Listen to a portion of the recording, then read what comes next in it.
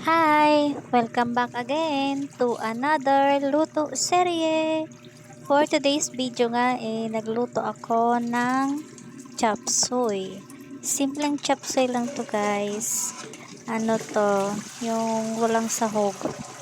Bali, dalawang balot lang ng chop suey yung nabili ko sa palengke.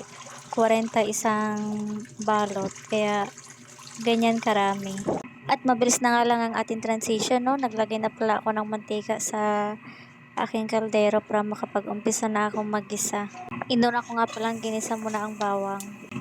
Siyempre, hindi mawawala ang ating sibuyas.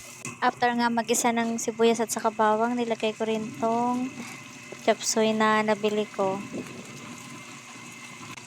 Bali, nung pagkalagay ko pala ng mga gulay is hindi ko muna hinalo kasi kung hahaluin ko siya, baka matapon yung mga gulay kasi kung kita nyo guys, puno yung kaldero ko. Kaya ang ginawa ko is tinakpan ko muna siya para magsabaw.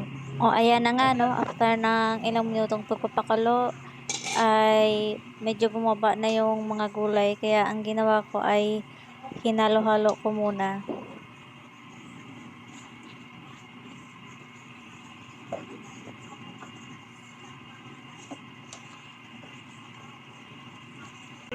After ko nga mahalo ay nilagay ko na rin tong oyster sauce.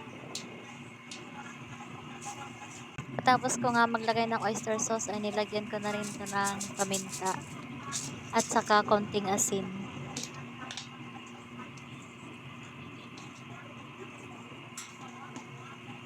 At saka ko hinalo-halo pagkatapos ko mailagay lahat ng mga pampalasa. Kung nakikita nyo guys, ano na lang siya, half cook na lang. Pero mas gusto ko kasi sa gulay yung medyo malambot. Ayaw ko nung ano ba, yung half cook. Pagka halo-halo ko nga nito, papakuluan ko pa ito ng isang beses para lumambot talaga. Ayan, pagkalipas nga lang ng ilang minuto, binuksan ko na. Ayan guys, kung nakita nyo, nagsabaw na yan. Hindi ko nilagyan ng tubig yan. Ibig sabihin yung sabaw niyan is galing sa gulay. Tapos nung tinikman ko yung sabaw niyan ay manamis-namis. Tapos syempre, pag may gulay, hindi mawala ang ating pritong isda. Ang sarap talaga kumain ng gulay kapag may combination ka ng pritong isda. So, yan lang guys. Salamat sa palaging panonood ng aming vlog.